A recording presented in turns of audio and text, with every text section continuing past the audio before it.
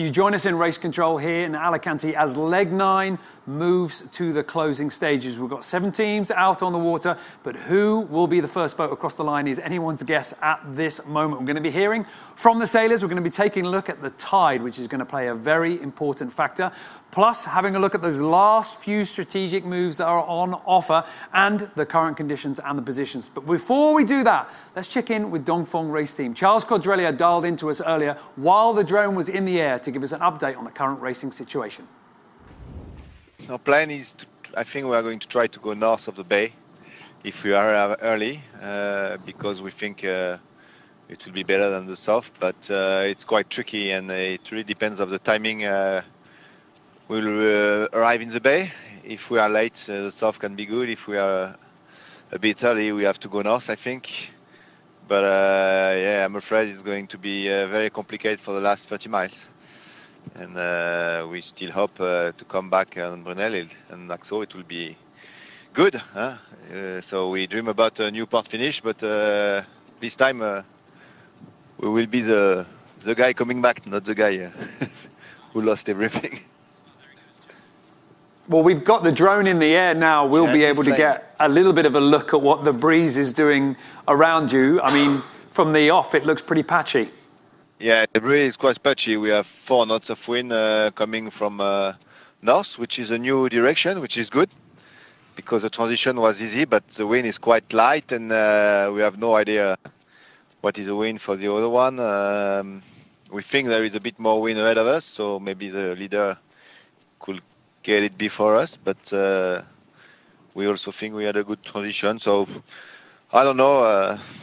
Let's hope we manage to come back and keep the other one far away. Well, let's talk about the significance of leg 9, because at the moment, the way that the points will work out, you look set to retake the overall lead, but you're also close enough to potentially take over a few more boats, maybe even take the leg win. That's our dream, to have a leg win or revenge from Newport. But yeah, Axo and Brunel sailed very well since the start, but now they are fighting together. Maybe in this case, sometimes you do mistake because you don't realize your plane because you are controlling the other one, and you can forget a boat which is a bit far away. But they have a good lead, and but looking at the finishing in the bay, this lead is maybe nothing, and same for the guy on your back. They are not so far away, especially Vestas. And everybody can come back because there will be no wind at one moment in the bay and a lot of currents against us. So the situation probably in the advantage of the back of the fleet. So let's hope just enough for you and not enough for the other one. We're still rolling. Okay. Okay, I'll roll. I'll land it behind Stu then.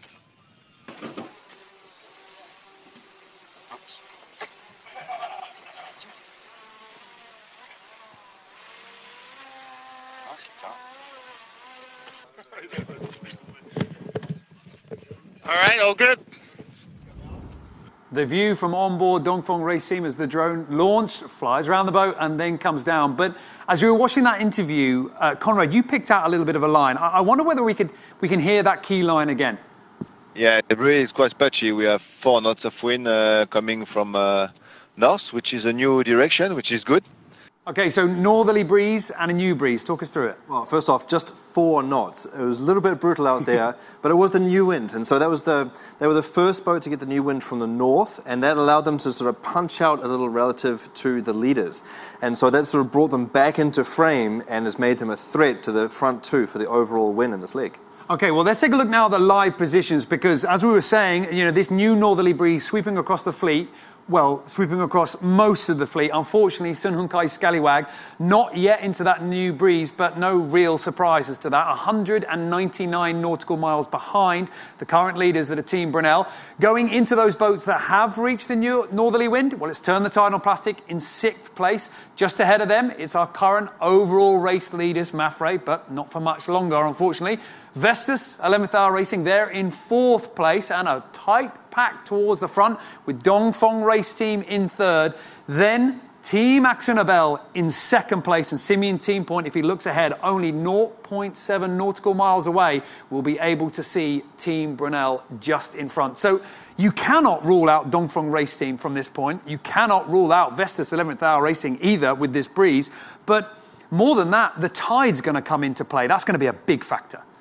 Yeah, absolutely. That the Bristol Channel leading into Cardiff is notorious for scooping up a lot of current. It's got the second highest tidal rise and fall in the world, second only to the Bay of Fundy in Nova Scotia, and that creates current. So the rise and fall creates current, and this is what it could be looking like a little bit later on as the boats are heading in there. You've got 3, 4, potentially 5 knots of current whooshing back out, and that is going to compress the fleet, particularly the leaders, and that's bringing Dongfeng Race Team and Vestas 11th Hour Racing back into the frame. And of course, this is something that the sailors know only too well as a major factor here in Cardiff. Phil Harmer on board Vestas 11th Hour Racing, and he was talking to us a moment ago already about the discussions happening on board about the tide. Yeah, I mean, the tide and the lack of wind is certainly going to play its role in the finish of this leg. I mean, it's certainly, hopefully, looking to be a bit of a replay of Newport, which ended up quite good for us. So hopefully we can channel some of our energy and local knowledge from there and use it here in Cardiff to sneak past the Dongfeng again. And this won't be a surprise for you as sailors. You'll know that when Cardiff was announced as the finish of this leg, that this was going to be a skill that you're going to need. Yeah, it certainly is. It's a very tidal part of the world. I think the tides are 10 or 12 metres, so it's a lot of water moving in and out on a daily basis. So hopefully we can get there at the right time of day and get the tide going in instead of out. Otherwise it could be a lot of anchoring and waiting for some wind and waiting for the tide to turn, which can be pretty expensive in a fleet like this. Have you had a chance to check the tidal times yourself? Do you know with the rough ETA whether it's going to be helping or hindering? I did overhear Sci-Fi saying with Charlie that it's looking like it's going to be going in with us at the moment. So as long as we can stay on pace, we should be okay with the tide, hopefully. Phil Harmer on board Vestas 11th Hour Racing, and just look at the conditions that they were racing in before that new northerly breeze came in. This was how light it was. And Conrad, when you're in the back of your mind, you're thinking about the tide, and as Phil was saying there, strong current at that. This has got to be agonising progress. Particularly because you've got the added stress of those tidal gates. That's what we call in ocean racing the moment that the tide swaps from flowing in to flowing out. And so it's an absolutely critical timing that you need to hit. And so if you miss it by an inch, well, it's almost like you missed it by a mile, because 1 minute can turn into 6 hours. Okay, well, Vestas 11th Hour Racing, they seem to have a good plan about what's coming up with the tide. They've certainly made their plans. We are not going to be able to rule them out here at all. Dongfeng Race Team, they're a little way ahead of them. But there is still very much a battle for first between two boats right now, Team Brunel and Team Axonabel. And just before we came on air, I spoke with navigator Jules Salter. And, well, he sent us a little bit of an update about this match racing starting to develop.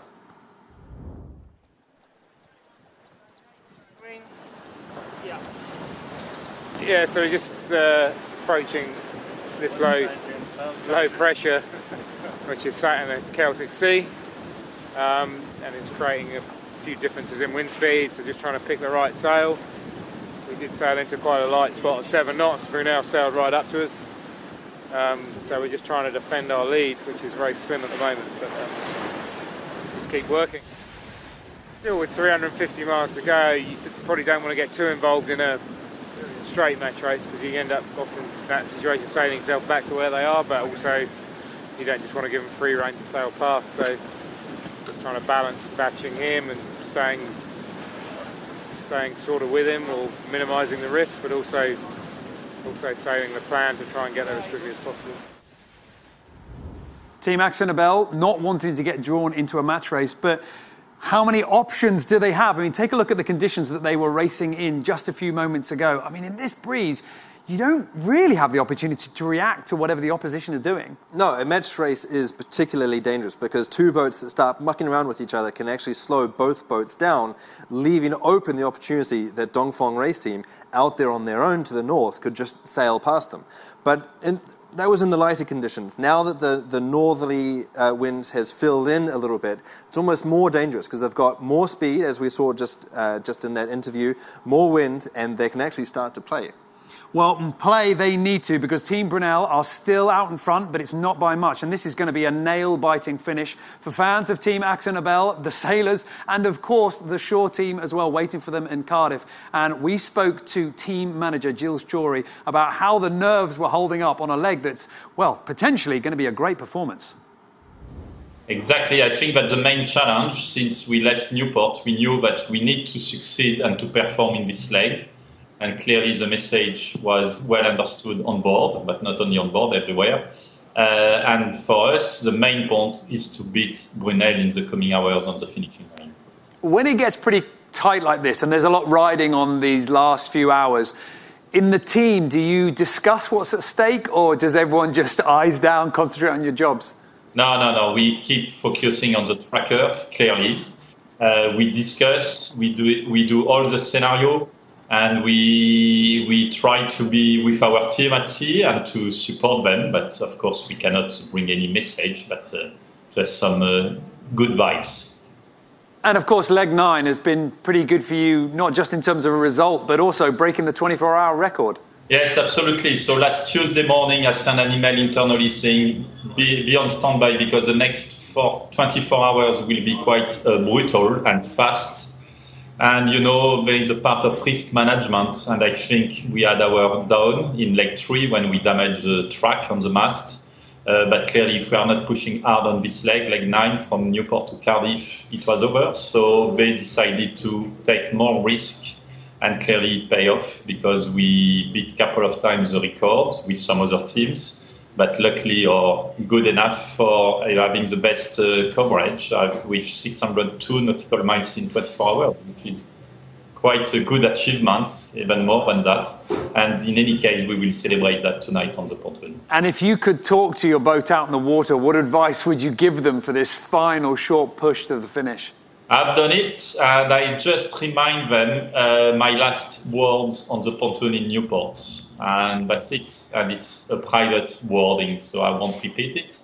But clearly, they know that if we want to succeed in the Hague on the podium, we need to perform on this leg. We need to perform on this leg. Pretty clear instructions. And what would a strong performance mean for Team Axel Nobel if they were able to be the first boat across the finish line, getting the bonus point for the win? Well, let's take a look at the projected scores. This is what the scoreboard would look like if Team Axel Nobel finished first. Dongfeng Race Team, as we've already discussed, they're looking strong. They are going to be our new overall race leader unless something dramatic happens. Mafre are going to knock down into second place. But Team Brunel in third, 54 points. Team Axel Nobel, if they claim this race, suddenly they're only 3 points away from the podium. And this is where this team wanted to be, that they declared, they were the first boat to declare their entry in this edition of the race. They put together a competitive team. They struggled early on, and sort of now this is their sort of rite of passage back towards the podium, where they've always wanted to be. So I think that this would be clearly a fantastic result for the team and great for the race, because it would be super tight. So Team Axel Nobel, if they take leg 9, will be very, very close to the podium with 2 legs to remain. But in order to do that, this is the miles that they have to get down. Between them in second place and Team Brunel in first, it is 0.7 nautical miles. The other Dutch boat blocking their path to the finish line. Team Brunel, of course, will be desperate to hold on here in the lead and take it all the way to the finish line. Why? Because of this. Let's see what happens if Team Brunel and Bauer Becking were able to take that bonus point for the win. Well, in that case, Dongfeng Race Team, of course, still being first, Mafre being second, but look at the points difference. Team Brunel in third. Now, Team Axel Nobel, they are not close enough to be a real threat at all. But Team Brunel, I mean, Bauer Becking, he's only 3 points away now from leading the Volvo Ocean Race, just to 0.7 of a nautical mile, being so crucial. It is absolutely crucial, and I cannot overstate just how tricky and variable these last few hours are going to be. That we've got sort of gusty, shifty conditions, there are hills, there's local effect, the wind is going to get bent in the River Severn as it blows out into the Bristol Channel, so lots of vagaries going on in the wind, but also in the tide as well. Remember that these boats are going to run into a wall of outward flowing tide, and just a small variation north to south, east to west in the positioning within that could absolutely turn this race on its end. For the 2 Dutch teams, half a nautical mile is going to make all the difference about what they can hope to achieve with those last 2 legs. And what about Dongfeng Race Team? What about Mafre? Well, at the moment, our current overall race leaders, the Spanish boat, they are not having a great race right now. And the crew on board, well, they know what's at stake. Rob Greenhouse has been counting the points. Yeah, we're near the end of this transatlantic now, and, you know, we're sitting in 5th. Vesta's not far away in 4th, so we're obviously doing everything we can to try to catch him. Pretty unlikely, well, probably pretty unlikely we're going to catch him, but every point counts, so we'll keep working till the end.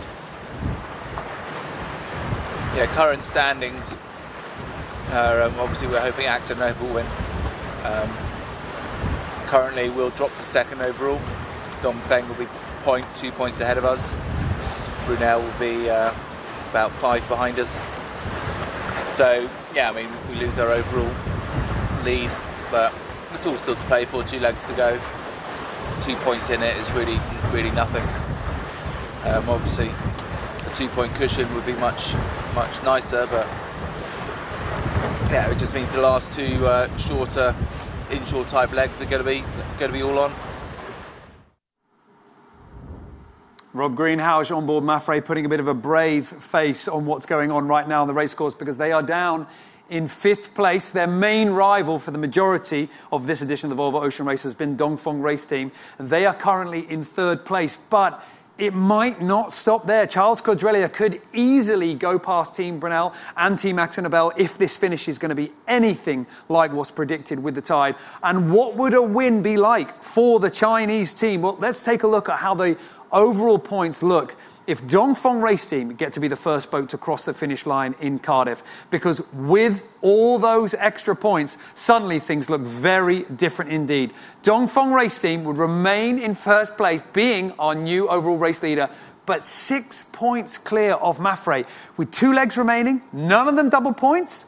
That's huge. It would be a big ask. It would be a huge ask, and particularly because in order to get back to an equal fighting position for the last leg from Gothenburg into The Hague, basically Mafre would need to win the leg and Dongfeng would have to lose it. And what a difference we are talking about here in terms of the performance of the boats. If you remember, all the way back at the beginning of the race, it was Mafre, the Spanish team, that were the early pace setters, really setting the bar and setting it high. Dongfeng Race Team were doing well. Brunel, I mean, they weren't really on our radar at all. And to help illustrate this, take a little look at this graphic that we've put together here, just outlining how much this edition of the race has changed. So since the start, I mean, if we go back and we take a look at Mafre on some of the earlier legs here, they've performed pretty strong at the beginning. I mean, as we say, very much the boat that were quick, the boats that were getting the numbers early on. In fact, the first few legs, 2nd, 2 first. Then in leg 4, things started to unravel a little bit. They showed their weakness. 6, 7, not good as well. Leg 8, they won it, but we can be a little honest here. That was a bit of a fluke in the last minute. Well, they had this incredible come from behind victory, and they fought like dogs for that for that victory, and you know, hats off to them. But remember, they were buried for so much of that leg, so it wasn't really a strong leg for them at all, and it was actually sort of more indicative of those lower positions that we've been seeing for them lately. Okay, well, let's contrast that now with Dongfeng Race Team and see how their results have been.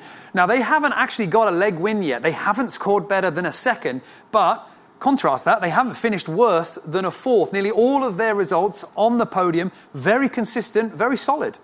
Yeah, and it's incredible that they're looking to retake the lead here, almost regardless of what happens out there between whether they take the win or 2nd or 3rd place right now, because they have not won a leg yet, which means that they don't have bonus points. Now, we often say in sailing that consistency is absolutely key. You just need to stay near or there or thereabouts.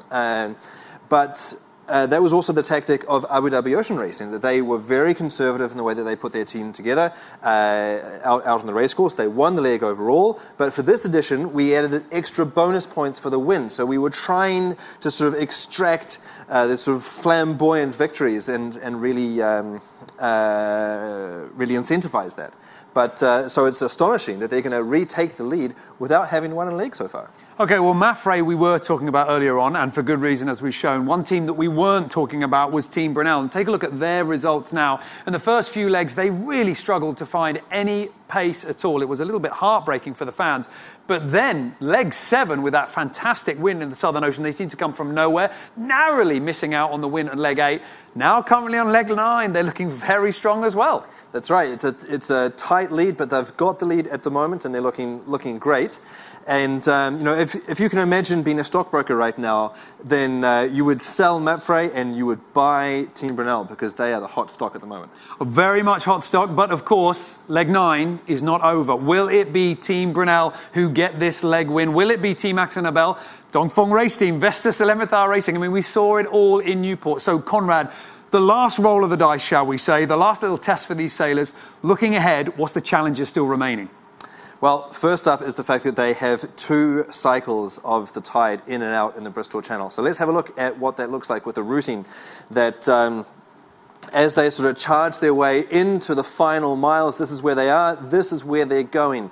So if they're sailing upwind on port and then basically burying themselves into the funnel, which is Cardiff, in the Bristol Channel leading to Cardiff. And this moment here is crucial, and that's why I've paused it, because that's around midnight, 1 a.m. UTC. Now, this is going to be slack tide because where the current goes from flowing out to flowing back in. So all of the time from now, where they are now to here, the boats will be compressing because we're going to be slowing down at the front, and Dongfeng and Vestas Racing are going to be charging in from behind. However, from this moment here, going forward to the finish, the tide is going to be pushing with them all the way, and so it's going to be a matter of staying in good breeze. They're sailing upwind with potentially 4 knots of current behind them. That means that you've got wind against tide. It's going to get a little bit lumpy, but there shouldn't be any problems in terms of speed towards the finish. But all these problems with the tide, all these problems with the wind, does mean that the ETAs are uncertain. The race experts here behind us have been beavering away with all the numbers and monitoring all the data. If you haven't done so already, subscribe to the race experts Twitter feed and you will be just as informed as we are as those numbers change. But at the moment, what I can tell you, the current ETAs for the first boat, Brunel, Team Axonabel, Dongfeng or Vestas, is going to be somewhere between 2 a.m. UTC and 8 a.m. UTC. Now, that might shift, it might narrow up, but right now, the sailors, well, they're just as hopeful as we are that the last little stretch will be straightforward. But Cardiff is promising nothing but. Team Brunel in the lead at the moment, but with a very slender lead over Team Axonabel. And those 2 Dutch boats will be incredibly cautious about what their next moves will be. The scoreboard will depend on it. Dongfeng Race Team in 3rd, Vestas 11th Hour Racing in 4th. Any number of boats could still take the win here in leg 9. We will be next with you for the arrivals as the leg 9 from Newport to Cardiff draws to a close.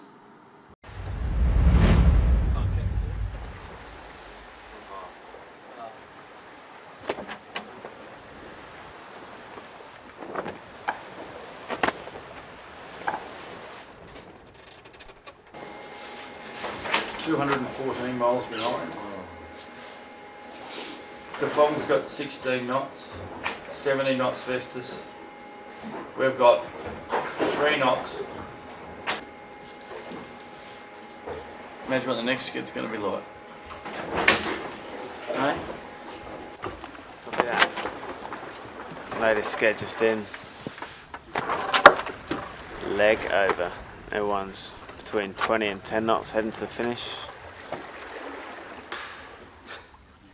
We're 3 knots.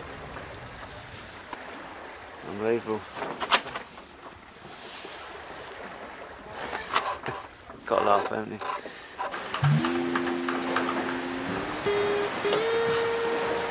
We don't have any milk. Is this the same day?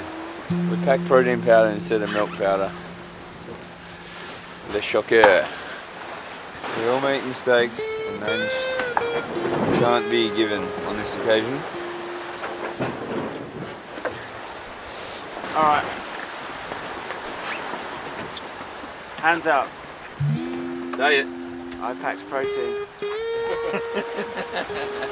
I packed My name's Pete and I packed protein. Protein powder in your hot chocolates. I think it's really nice. Woo. Oh, no.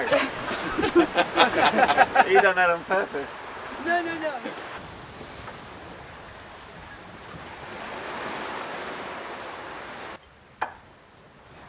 It's kind of summing up his last day. It started out with so much promise when you get handed a coffee mug. You think, oh, it's going to be ace, it's going to work out really well for me, a hot drink. It's like where we were heading in the breeze. Oh, it's going to be ace, it's going to work out really well for us. And now I'm just left with a very confused cup. Doesn't really know what it is. Is it a protein drink? Is it hot chocolate? Do you want it? No, thank you. Right. Here's to Neptune and great last day. And that. But then I did this, so I have to accept it. Bad day. No, if you want, you drink. Oh, if you don't want, I'll drink. Yesterday was a pretty dark camp aboard Scallywag. Obviously we were down the back. Yeah, that's what it's like.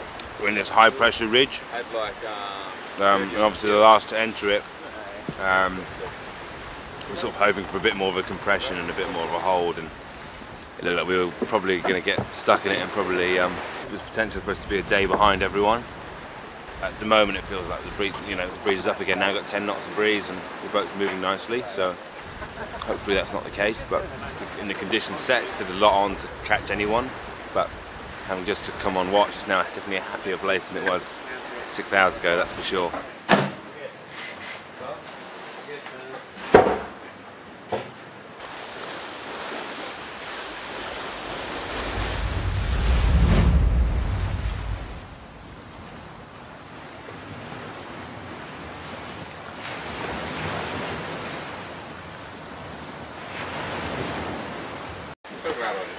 It's actually been a tough leg so far. The forecast didn't really work out, and we've had a bit of a beating halfway. The middle bit of the leg's been quite hard, and now we know our future is quite light, and a lot of drifting and a lot of tide. We've got a battle at the end, so not so many miles to go, but a lot of hours still. I think we've done the physically tough side of it. We just got thrown around for 3 days straight in some pretty big, gnarly seas. And now we've got the mentally tough bit, but for us it's a little bit of there's an upside to it because there's potentially a lot of passing lanes still. It's going to be a complete shutdown, and it's sort of the race will, as it seems to do every leg, it will start again right at the finish, and which is what we kind of need because we're sort of sat back in 4th place right now. Yeah, we're kind of hoping for a lottery, to be honest, and our numbers come up. Yeah, so we're pretty good in the light. We've proven that before, crossing the doldrums, heading up to in leg 4. So yeah, I think we'll just go in knowing that we've still got a chance.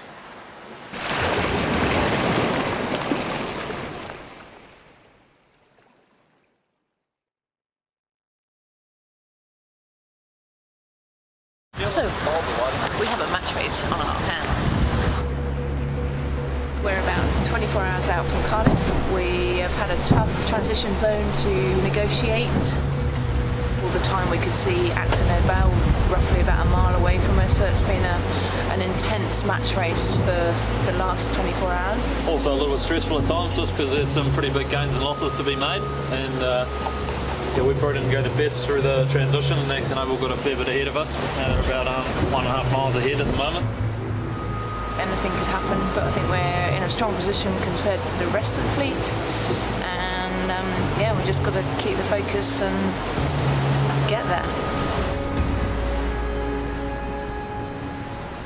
Right on. Oh! How much the buoys? On both. On both? Well, just to make it equal. Yeah. Nothing else. Oh, there's not much room for that, is there? Oh shit, that was whoa, that's tuned. well done, mate. It's like the Dong Pong video in the last leg. Caroline was like explaining to me to leeward, and she was like easing the sheet and showing what it did. And there was nothing. That's what I'm doing there, you know, just showing. I think it's more fun.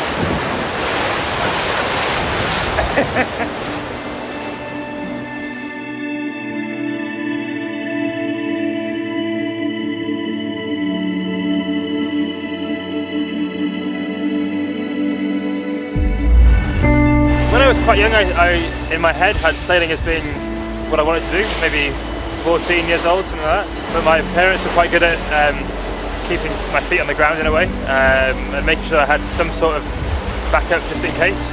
So I kept studying. I went to university after doing my A-levels. So I went to Southampton to do an engineering degree.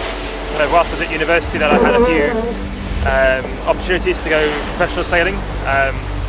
Initially in the Extreme Sailing Series, and then that led on eventually to being able to join an America's Cup team once I finished university. So yeah, the degree definitely came in very, very handy.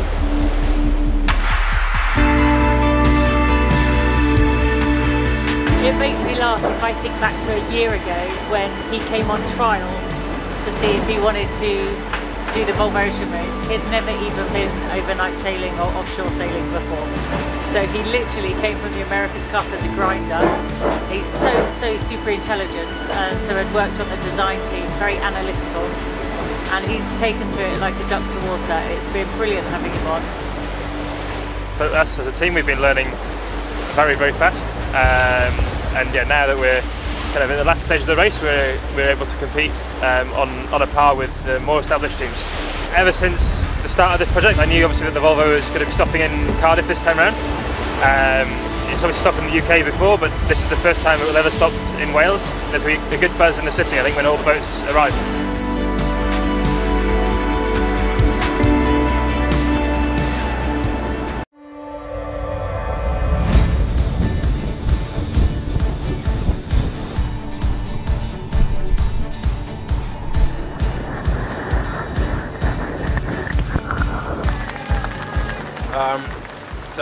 So I grew up in a place in West Wales, a place called Aberaeron. I went to school in Aberaeron from a place called Newquay, or Caernewydd as it is in Welsh. So yeah, going to Cardiff is a big, it's a big part for me. It's the home stop, and yeah, it'd be great to go home and hopefully get a result. I'm from quite a rural place as well. Like, it's quite a sort of farming background, but it's nice. It's just relaxed, and obviously the weather's not good all of the time, but I'm sure the Aussies here will bit of an eye opener, I'm sure, when we get back to there. Like, for sure, I think this is it's a pretty special moment, and when they announced that Cardiff was going to be a stopover, for sure, is I was obviously super keen to do it, so it's nice to have the opportunity to do so. It's a double point leg anyway, so it's obviously good to get a result there to try and boost us up the leaderboard, but to be the first Welshman in it would be great. So me and Bledin had a little chat before our leg start in Newport. Bledin's one of the sailors on Turn the Tide on Plastic. I've done a little bit of sailing with him. I did the Extremes in Cardiff probably about 5 years ago with him, and so I've sort of known him pretty loosely, but obviously as the race has gone on, we've got to know each other a lot better, and there's obviously a bit of rivalry going on with with us in this next leg. We're all competitive people, so it's on. Most of my family will come down, parents and uncles and aunts and all that sort of thing, so it'll be quite nice. And lots of my friends sort of ended up in Cardiff as well, so it's it should be quite big, and it'd be nice to catch up with everyone. And it's quite a big thing, I think, for for Welsh sailing, and I think it's great for all the supporters of the race. And I think actually where it's located in the UK as well, hopefully it'll bring a lot of people in from London, South Coast, and all around really. So I think hopefully it should be popular as long as the weather's good. So I've got the Welsh flag on the back of my kit now.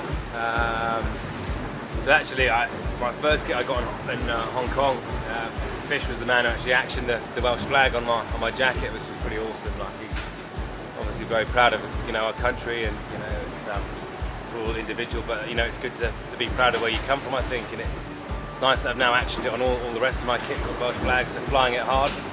Yeah, we try to work in the local lingo a little bit. So what have we been through at the moment? We've been Da iawn, obviously very good. Good boys with that. Yaki da. Cheers.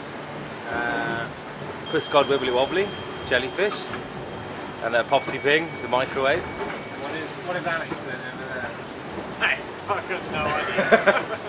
It's just home. There's a Welsh word called hiraeth, which is longing for home, and I think it's home is home, isn't it? You know, wherever you're from, and we all have a lot of banter about where you know, where's better in the world to live or whatever. But I think, you know, where you grew up is obviously nice, and you know, where I'm from, the coastline's amazing. It's beautiful. The people are friendly. And it's just a wicked place, whatever the weather's like, you know. So. What's called wibbly wobbly? Fish.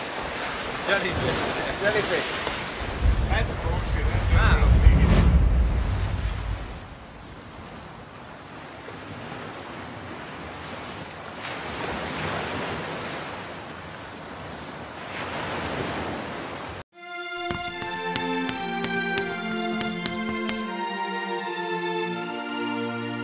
I heard you speaking on the phone the other day in Welsh, and it was like, I thought you were speaking like English, but like, then I actually, like, cause in the background, and then I actually listened, I was like, he's not saying anything I know, like, so this doesn't make sense. No, I don't want to say good. May29. Oh! Bola. Bola. Bola. Bola. I was saying Bola. B-O-R-A. Bola. Bora. I'm going to say Bola. Bora. How are you, Nuki? How are you? Tiramisu. Not quite that, no. Citrusy. Citrusy. Citrusy. Yeah, there we go. Citrusy. Perfect. Citrusy. That'll do for today. Thanks, Richard.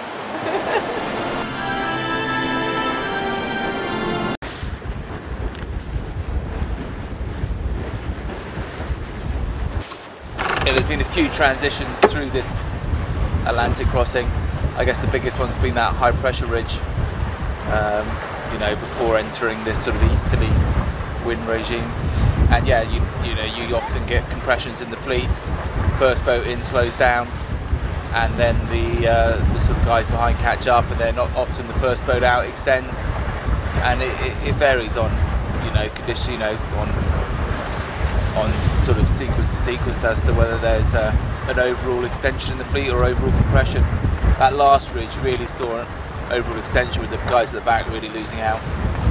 Guys at the front probably about evens, to be honest. And I'm sure we'll see some more compressions coming into Bristol Channel, tidal compressions. And then as we get the change of the tide, the whole fleet could spread out again. So I'm sure there'll be some compression to come, but whether it's real or not, we'll wait and see.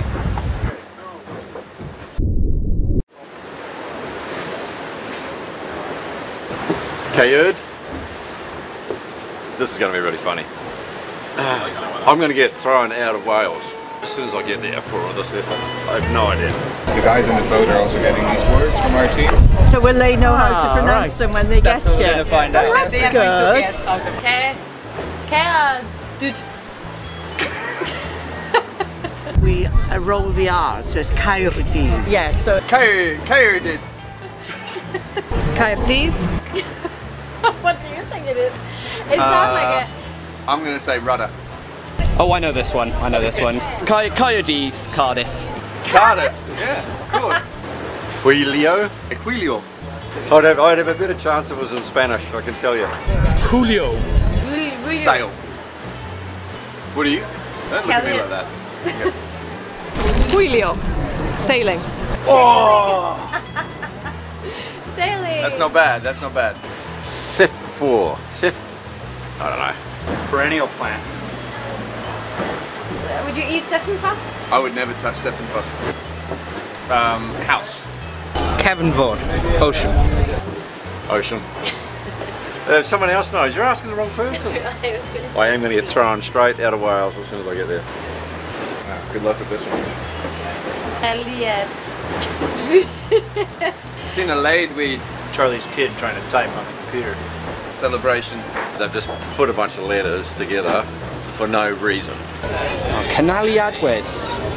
Seaweed. You think that's seaweed? Canaliadwyedd. Sustainability. Where would you say that? Winch. comic? Egni Gwent. Is Gwent wind? Egni Gwent. Egni Gwent. Something a pig would do.